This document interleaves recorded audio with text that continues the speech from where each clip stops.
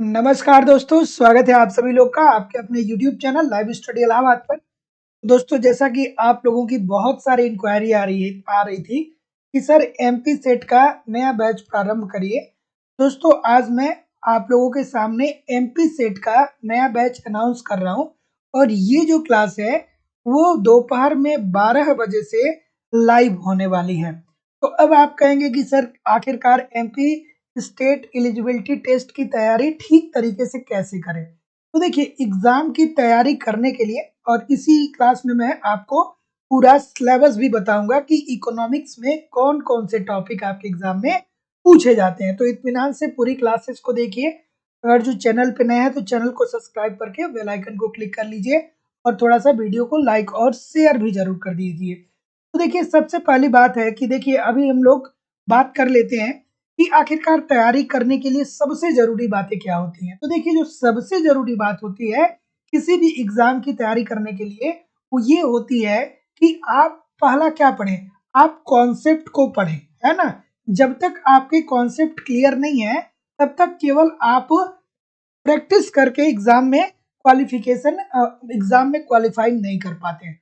तो यहाँ पे जो मैं मेरे द्वारा जो बैच स्टार्ट किया जा रहा है वहां पे ए टू जेड इकोनॉमिक्स के आपको सारे कॉन्सेप्ट पढ़ाए जाने वाले हैं। ठीक है, मतलब आपके सिलेबस में जितने भी टॉपिक दिए गए हैं सारे टॉपिक आपको यहाँ पे सिंपल सटीक और साधारण भाषा में पढ़ाए जाएंगे। साथ ही साथ अगर जो आप कॉन्सेप्ट को पढ़ रहे हैं तो फिर आपको अपना इवेल्युएशन करना चाहिए कि आखिरकार भाई ठीक है पढ़ तो रहे हैं लेकिन जो कॉन्सेप्ट हमने पढ़ा है उससे किस प्रकार का क्वेश्चन बनता है। तो उसके लिए दोस्तों मेरे द्वारा आपको टेस्ट सीरीज भी प्रोवाइड किया जा रहा है ताकि आप टेस्ट दीजिए और अपना इवेल्युएशन करिए कि आपकी तैयारी कैसी चल रही है और आपके एग्जाम में किस प्रकार के प्रश्न पूछे जाते हैं। इसके साथ साथ, है ना, ठीक है, इसके साथ साथ दोस्तों एक और बड़ी बात होती है कि क्या करना है कि कम समय में अपनी तैयारी को किस तरीके से रिवाइज करना है। मतलब जो आप पढ़ रहे हैं बार बार तो आप वीडियो लेक्चर देख नहीं पाएंगे।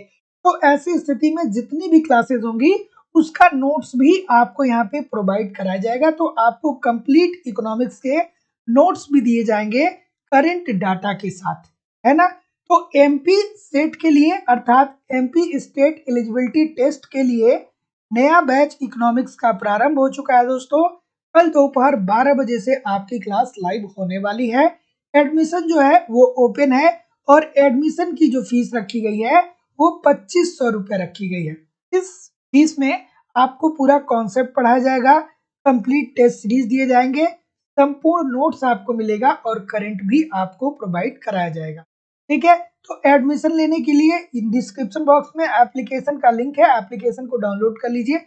वहां से डायरेक्ट भी कोर्स को परचेज कर सकते हैं या जो आपकी फीस है उस फीस को इस नंबर पे गूगल पे, फोन पे या पेटीएम के माध्यम से पेमेंट करके उसका स्क्रीनशॉट आपको इसी व्हाट्सएप नंबर पे सेंड करना होगा। और कोई भी इंक्वायरी होगी तो इस नंबर पे आप मुझे कॉल या व्हाट्सएप मैसेज कर सकते हैं। तो अब चलिए हम लोग देखेंगे कि आखिरकार जो एमपी स्टेट एलिजिबिलिटी टेस्ट है इसमें जो इकोनॉमिक्स की बात अगर जो किया जाए तो इकोनॉमिक्स के सिलेबस क्या है। देखिए, हालांकि ये मैं एक बार पुनः जब एप्लीकेशन पे पढ़ाऊंगा तो कंप्लीट चर्चा करूंगा सिलेबस के बारे में, है ना।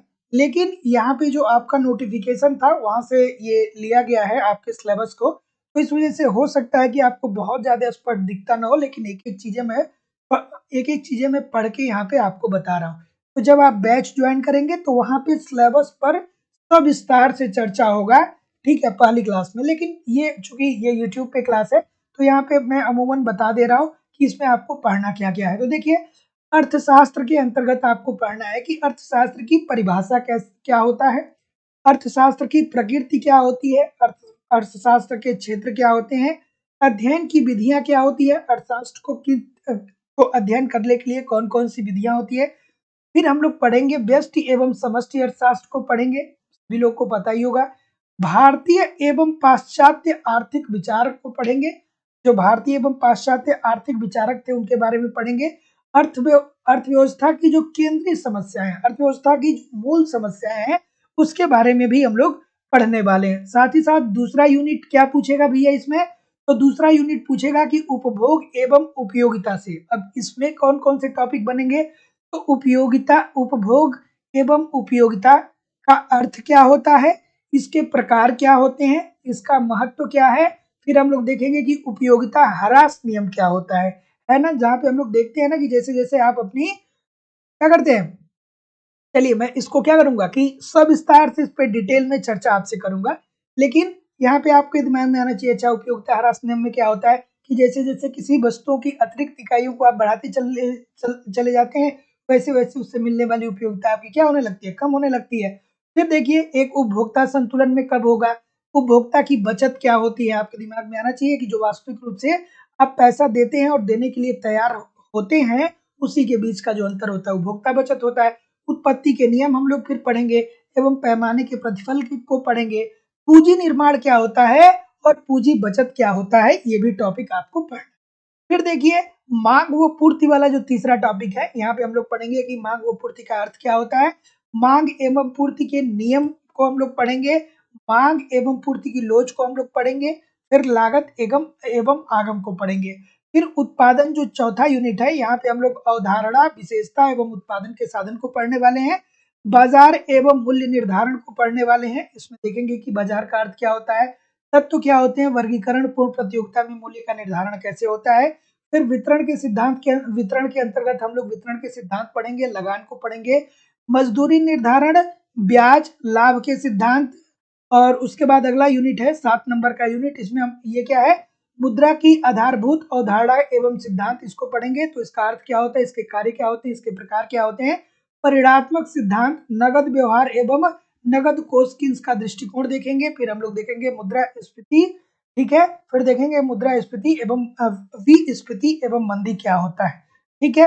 तो ऐसा हो सकता है कि आपको क्लियरली ना दिखाई दे रहा हो, है ना, लेकिन मैं जब आपके सिलेबस को दोबारा मतलब जैसे ही क्लास स्टार्ट होगी तो वहां पे एक एक करके डिटेल से सारी चीजों को बताऊंगा, क्योंकि ये जो पीपीटी तैयार किया गया है वो आपका जो नोटिफिकेशन आया था उसके आधार पे किया गया है, ठीक है, विज्ञापन आया था। तो अब 8वां यूनिट जो है वो क्या है, आर्थिक समृद्धि, विकास, आर्थिक नियोजन, ठीक है, आर्थिक समस्याएं एवं सुधार। तो देखिए इसमें क्या पढ़ेंगे, इसकी अवधारणाएं क्या होती है, आर्थिक विकास के सूचक कौन से होते हैं, भारत में आर्थिक समस्याओं के बारे में पढ़ेंगे, भारत में आर्थिक सुधार कार्यक्रम के बारे में पढ़ेंगे, भारत में पंचवर्षीय योजनाएं, विकास के सिद्धांत व वृद्धि के प्रतिरूप को पढ़ेंगे, फिर विकास एवं पर्यावरण निहित प्रभाव को पढ़ेंगे, ठीक है, पुनर्उत्पादनीय एवं गैर पुनर्उत्पादनीय साधन को पढ़ेंगे, वृद्धि की परिसीमाएं एवं धारणीय विकास को पढ़ा जाएगा, अर्थव्यवस्था एवं जीवन गुणवत्ता पर पर्यावरणीय क्षति के प्रभावों का मूल्यांकन, भूमि, जलवायु एवं वन को भी हम लोग यहाँ पे पढ़ने वाले हैं। तो इतनी चीजें आपको समझ में आ गई होंगी। ये रहा आपका 8 यूनिट। अब 9वां यूनिट है जो दोस्तों, इसमें बेसिकली भारतीय अर्थव्यवस्था की संरचना को हम लोग पढ़ने वाले हैं। तो यहाँ पे प्राकृतिक संसाधन जैसे भूमि, जल एवं वन को पढ़ा जाएगा, जनसंख्यात्मक परिदृश्य, जनसंख्या, आकार, स्त्री पुरुष, ग्रामीण एवं शहरी जनसंख्या के बारे में हम लोग पढ़ेंगे, जनसंख्या का वितरण हम लोग पढ़ेंगे, सकल घरेलू उत्पाद को हम लोग पढ़ने वाले हैं। फिर हम लोग कृषि के अंतर्गत मूव कर जाएंगे, कृषि में कृषि की प्रकृति कैसी होती है, इसका महत्व क्या होता है, उपभोग प्रतिरूप क्या होता है, कृषि उत्पादन एवं उपयोगिता क्रम को हम लोग पढ़ेंगे, भूमि के पुनर्गठन के बारे में पढ़ेंगे, हरित क्रांति के बारे में पढ़ेंगे और उसका पुनर्मूल्यांकन हम लोग करेंगे। साथ ही साथ ग्रामीण कृषि बाजार में उधार उधार लेन देन के बारे में हम लोग पढ़ेंगे। फिर अब यहाँ पे मध्य प्रदेश स्पेशल आता है, तो मध्य प्रदेश के बाजार प्रतिरूपों में परिवर्तन कैसे होता है उसको पढ़ेंगे, है ना। फिर हम लोग औद्योगिक नीति को पढ़ेंगे, तो औद्योगिकरण की सार्वजनिक क्षेत्र में भूमिका, निजी व सार्वजनिक क्षेत्र का पुनर्गठन, लघु स्तर के उद्योगों की भूमिका व महत्व एवं गठन पश्चात की जो चुनौतियां रही उसको पढ़ेंगे। मध्य प्रदेश में औद्योगिकरण के परिणाम स्वरूप आ रही जो समस्याएं हैं उसके बारे में देखा जाएगा। फिर हम लोग अधोसंरचनात्मक सुविधाओं को पढ़ेंगे, जिसमें बिजली, यातायात, संचार को पढ़ा जाएगा। भारतीय अप्रवासी व्यापार संगठन व निर्देशन निर्देशन सॉरी भुगतान शेष को पढ़ा जाएगा। सीधे विदेशी निवेश की भूमिका एवं बहुराष्ट्रीय निगम को पढ़ा जाएगा। स्वतंत्रता उपरांत भारतीय योजनाएं, इनका उद्देश्य क्या रहा था, इनकी रणनीति क्या थी, उपलब्धि क्या थी, कितने सफल हुए, कितने असफल हुए, गरीबी की समस्या को पढ़ेंगे और फिर मूल्य वृद्धि और बेरोजगारी को भी हम लोग पढ़ा जाएगा। तो ये तो आपका 9वां यूनिट था। अब 10वें यूनिट में हम लोग क्या पढ़ने वाले हैं, राष्ट्रीय आय एवं लेखांकन, मतलब हम लोग राष्ट्रीय आय को पढ़ने वाले हैं। तो यहाँ पे क्या आएगा, राष्ट्रीय आय की अवधारणा छोटी सी बात है, सबको पता होगा। कुल घरेलू उत्पाद, कुल राष्ट्रीय उत्पाद, शुद्ध राष्ट्रीय उत्पाद तथा राष्ट्रीय आय का मापन एवं लेखांकन। ठीक है, फिर हम लोग लोकवित्त के अंतर्गत एंट्री कर जाएंगे। तो लोकवित्त का अर्थ क्या होता है, इसकी प्रकृति, क्षेत्र, सार्वजनिक एवं निजी वित्त में अंतर क्या होता है, सामाजिक, अधिकतम सामाजिक लाभ के सिद्धांत को हम लोग यहाँ पे पढ़ेंगे। आगम के स्रोत क्या होते हैं, कर क्या होता है, ऋण क्या होता है, अनुदान क्या होता है, सहायता क्या होता है, करारोपण के फिर सिद्धांत को हम लोग यहाँ पे पढ़ने वाले हैं। इसके उद्देश्य क्या होते हैं, सरकार क्यों टैक्स लगाती है और टैक्स कितने प्रकार के होते हैं, फिर सार्वजनिक व्यय, सरकार व्यय कहाँ पे करता है, फिर इसके सिद्धांतों को पढ़ेंगे। सार्वजनिक ऋण के सिद्धांत एवं शोधन की विधियों को पढ़ेंगे। केंद्र एवं राज्य सरकार के आय के स्रोत के बारे में पढ़ेंगे, बजट को पढ़ेंगे एवं इसकी अवधारणाओं को पढ़ने वाले हैं। फिर अगला जो यूनिट है वो क्या है, 12वां यूनिट है, वो किसका है, बैंकिंग का है। तो बैंकिंग में क्या पढ़ेंगे कि भैया इसका अर्थ क्या होता है, इसके प्रकार क्या होते हैं। फिर हम लोग आरबीआई के बारे में पढ़ने वाले हैं, अर्थात रिजर्व बैंक ऑफ इंडिया, व्यापारिक बैंकों के कार्य क्या होते हैं इसको देखने वाले हैं। साख साख पर नियंत्रण कौन करता है, केंद्रीय बैंक करता है, इसके परिणात्मक और गुणात्मक विधियों को पढ़ने वाले हैं। मौद्रिक नीति के उद्देश्य क्या होते हैं, इसकी सीमाएं क्या होती है, इसको पढ़ा जाएगा। फिर हम लोग पढ़ेंगे साख निर्माण अर्थ एवं इसकी विधियां क्या होती है, बैंकिंग के आधुनिक सुधार एवं मुद्रा नीति को भी हम लोग पढ़ेंगे। फिर जो 13वां यूनिट है उसमें व्यापार की बात आती है, व्यापार की अवधारणाओं को पढ़ेंगे, इसकी प्रकृति, विकसित एवं विकासशील देशों में व्यापार को हम लोग पढ़ने वाले हैं। फिर हम लोग आगे बढ़ेंगे दोस्तों, तो व्यापार संतुलन क्या होता है पढ़ेंगे, भुगतान संतुलन, भुगतान असंतुलन को सुधारने के उपाय को पढ़ेंगे, व्यापारिक नीति को पढ़ेंगे, व्यापारिक उपकरण, विदेशी विनिमय दर, अंतरराष्ट्रीय व्यापार के सिद्धांत, निरपेक्ष एवं सापेक्ष लाभ, साधन परिसंपत्ति। ठीक है, फिर अंतरराष्ट्रीय व्यापार संगठन का विकासशील देशों पर निहित प्रभाव क्या होता है ये देखेंगे। लास्ट जो आपका टॉपिक आता है वो सांख्यिकी का आता है दोस्तों। यहाँ पे हम लोग इसका परिचय देखेंगे, इसका अर्थ क्या होता है, क्षेत्र क्या होता है, विषय सामग्री को देखेंगे, कार्य देखेंगे, महत्व, सीमाओं एवं इनकी भूमिकाओं को भी देखने वाले हैं। फिर हम लोग समंकों का आकलन कैसे किया जाता है पढ़ेंगे, उसकी रीतियों को पढ़ेंगे, समंकों का वर्गीकरण, सारणीकरण व प्रस्तुतिकरण को भी पढ़ेंगे।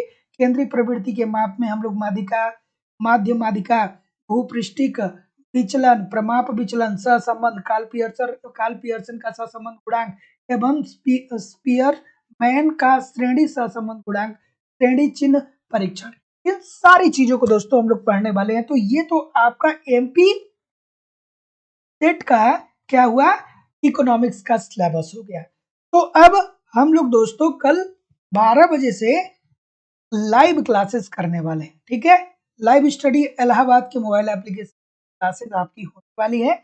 यहाँ पे दोस्तों ए टू जेड आपके इकोनॉमिक्स के सारे कॉन्सेप्ट जो भी हम लोगों ने अभी चर्चा किया है, सारे कॉन्सेप्ट आपको पढ़ाए जाएंगे। कंप्लीट इकोनॉमिक्स के नोट्स भी आपको दिए जाएंगे, साथ ही साथ टेस्ट सीरीज दिए जाएंगे, ताकि आप अपना इवेल्यूशन कर पाए कि आपकी तैयारी कैसी चल रही है और आपके एग्जाम से प्रश्न जा रहे हैं। सब कुछ प्रोवाइड कराना हमारी जिम्मेदारी है। बस आप ईमानदारी से बने रहिए और क्लासेस को देखते रहिए। एग्जाम का डेट आते आते सब कुछ कवर कर दिया जाएगा, कुछ भी छूटने वाला नहीं है। या तो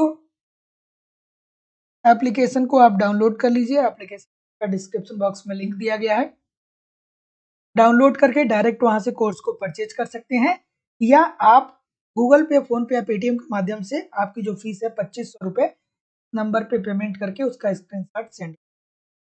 कोई भी आपके पास इंक्वायरी होगी तो इस नंबर पे आप मुझे कॉल या व्हाट्सएप मैसेज कर सकते हैं। चलिए दोस्तों, हम लोग मिलते हैं नेक्स्ट क्लास में। तब आप लोग पढ़ते रहिए, आगे बढ़ते रहिए। नमस्कार, धन्यवाद।